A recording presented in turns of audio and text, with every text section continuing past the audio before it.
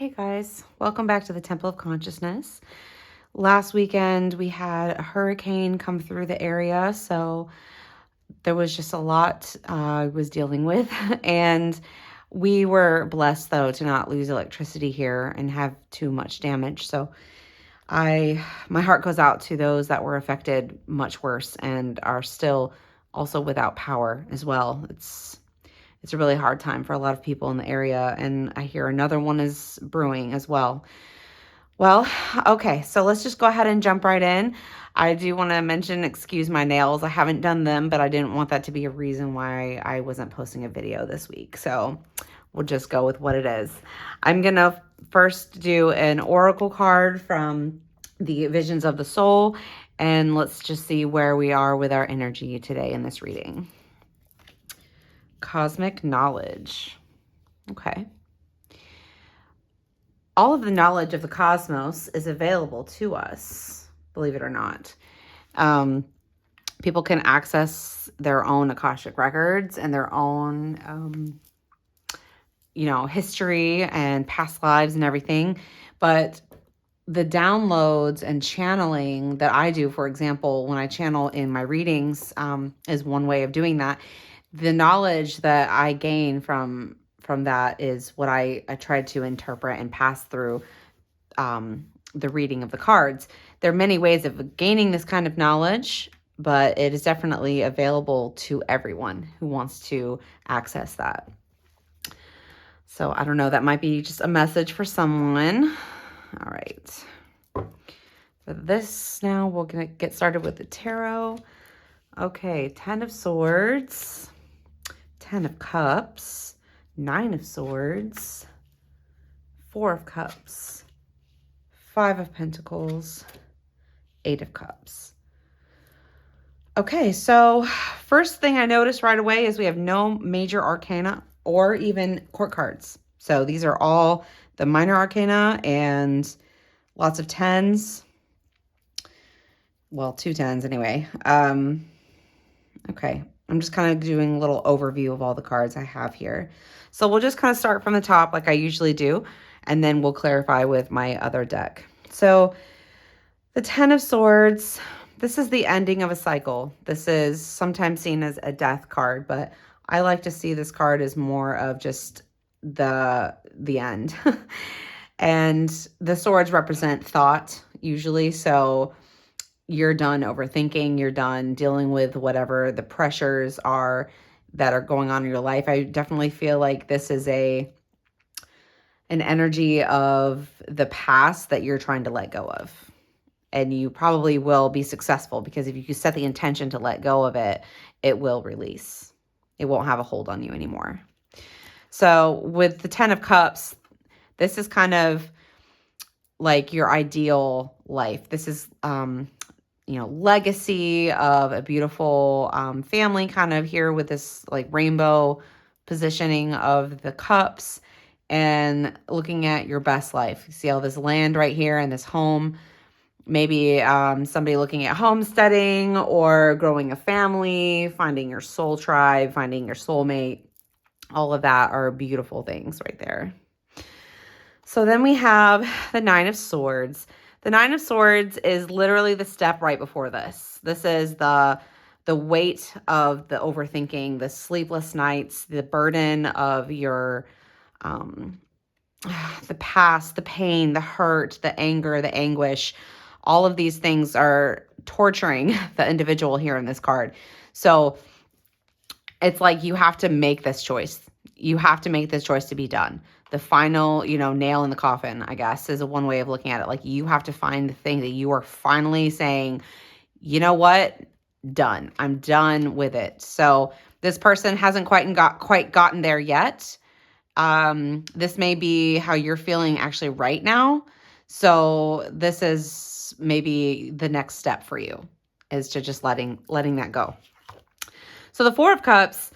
The 4 of Cups is a little different from the other 4s. The 4s are very solid foundation kind of energy.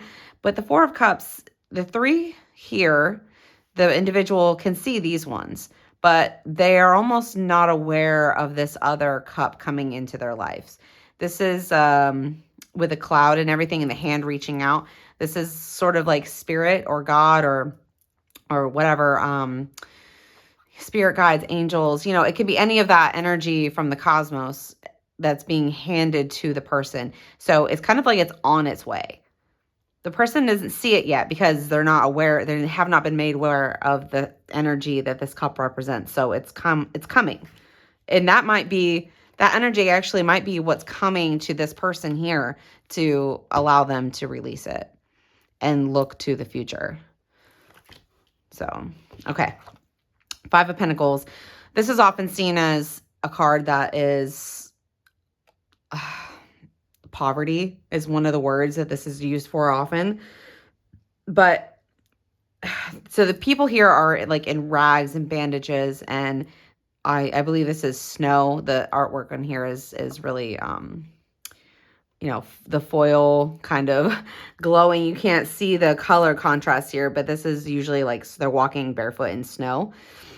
And this building here that they're standing in front of, this window, the stained glass, is very reminiscent of like churches and the stained glass building. So I think that with this card, it can be seen as like these kind of, I feel like, are going together. This energy is together in a lot of ways because you're overwhelmed in your mind that you're not seeing or even maybe appreciating what you do have right now. And you feel like you're stuck in this like poverty mindset. It doesn't always mean that way, but for some reason, I do feel like that is kind of the energy in the reading today, is that the lack mentality. You want to change that mentality from lack to abundance. So don't be focusing on what you don't have. Appreciate what you have and look to receiving the gifts that, your spirit and everybody in the astral are hoping to provide you with. You have to be open to accept it, though. This is a lot of weird energy, but I kind of like how it's flowing together in these cards. Okay, the 8 of Cups. This decision to walk away from the things that no longer serve you is actually an empowering card. It is sad. There's a lot of sorrow here in the individual, but this is empowering yourself. You are saying, nope, walking away, going to just continue my journey without all this nonsense. It's like saying that you're walking away from these sad and overwhelming thoughts. You have to let go of the past. You have to let go of the heartbreak here that these cups represent.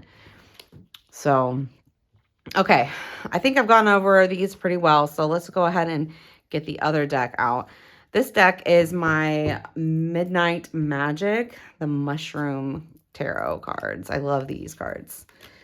Okay, Queen of Wands, 4 of Cups, King of Wands, 9 of Wands, 7 of Pentacles, 2 of Cups. Okay, so we have here the Queen of Wands and the 10 of Swords. The Queen of Wands energy is a lot of ambition and also peace of mind. I don't know why I necessarily said that, but it's kind of like a heart balance with your ambitions. So you kind of have the right foresight, the correct vision, for your life. So for this, I feel like the Queen has already done this. She's already kind of approached this stage of her life and conquered it. So the energy of this overwhelming thoughts that you're letting go of, she has done that. She has let go of that and realized that she doesn't need those things to hold her back anymore because she has way too many things to accomplish. This is someone who is definitely full steam ahead now because they understand the path and the vision. They know where they're going. They know exactly what they need to do. So we have the 4 of Cups again. That's interesting that we have it twice here in the deck. So the 10 of Cups with the 4 of Cups, it's kind of like this is the gift right here that you're not seeing quite yet. That it's almost like you're not opening yourself up to the possibility of having a beautiful life and having the future that you are envisioning, whether that's a family or just, community or whatever that is for you. You're not seeing that is actually for you. That's actually a real possibility that you have. All of the things that we desire because they are already ours in the etheric or the higher dimensions. They kind of call to us because they are already ours. I don't really know if I'm explaining that very well, but Abraham Hicks has a lot of good speeches and stuff that she talks about that type of energy. So with the Nine of Swords and the King of Wands, yeah, see, this is very similar energy here because the King and the Queen of Wands, which also with these two being a match here, tells me that there may be some sort of soulmate or twin flame, whatever the term is you want to use. It really doesn't matter to me. It's a very similar type of energy overall, as long as you're not confused with toxicity. But so with the Nine of Swords and the King of Wands, it's like this person, the king represents air. So these thoughts, these overwhelming thoughts have been conquered already. These have been achieved.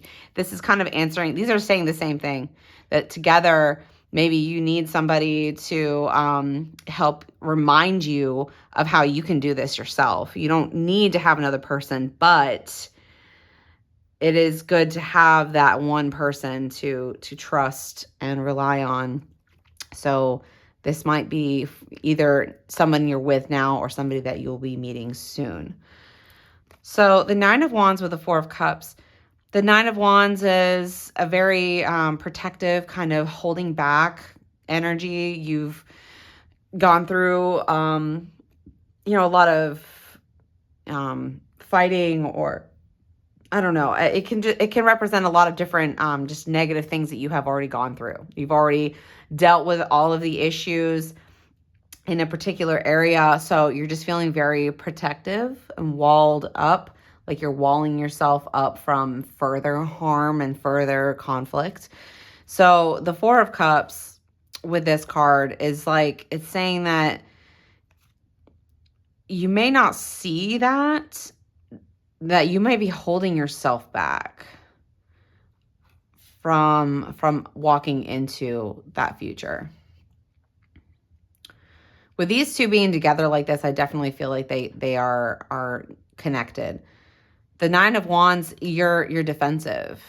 You may not be ready to open yourself up yet to potential heartbreak is a reason why some people may keep themselves walled up, but it may be holding you back. So don't let that hold you back, because that's what I'm being told here. All right, so with the Five of Pentacles and the Seven of Pentacles. So with the Seven of Pentacles, this is somebody who is waiting on an investment of something that they have put their time and effort into, blood, sweat, and tears into something. So you just may not be seeing it come to fruition yet. You're still waiting on something. There's still this energy of just waiting to see how this unfolds. And you might be feeling some discouragement too. With the Nine of Wands, you're feeling discouraged. But you just need to hold on, because one of my favorite sayings is, it's always darkest before the dawn. That usually means, in my experience, that when things are particularly difficult and you feel like you cannot go on much longer, like how much more can you endure, is right around the corner. The answer, the payoff, or whatever, it's right around the corner. So don't give up, because when you give up too early, that's that energy of like, well, I can't do this anymore. And then you walk away and it's like, you were right there. Don't give up, because you were right at the edge. So, okay. All right. Two of Cups, Eight of Cups. What you are walking away from is moving you into your destiny. The Two of Cups is a union, can be a union of your soul and your spirit, your higher self coming into your connection, a deeper connection with yourself. But also with the King of Wands and the Queen of Wands here, that's telling me that there's something that you're going to be bringing together, because you had to leave this situation. You had to walk away from this to be able to receive the gift, whatever that is, whatever that looks like. It's going to bring you back together with what your soul yearns for. You walked away because you knew it wasn't for you, and you're moving into the destiny that your soul has for you. Your higher self has a plan already set, for you, and you're just moving into that now. Okay. So I'm going to do one more Oracle deck card, and let's see what we've got for this. Me Talks. Repairing the body, mind, and spirit. So you may need to just spend some time.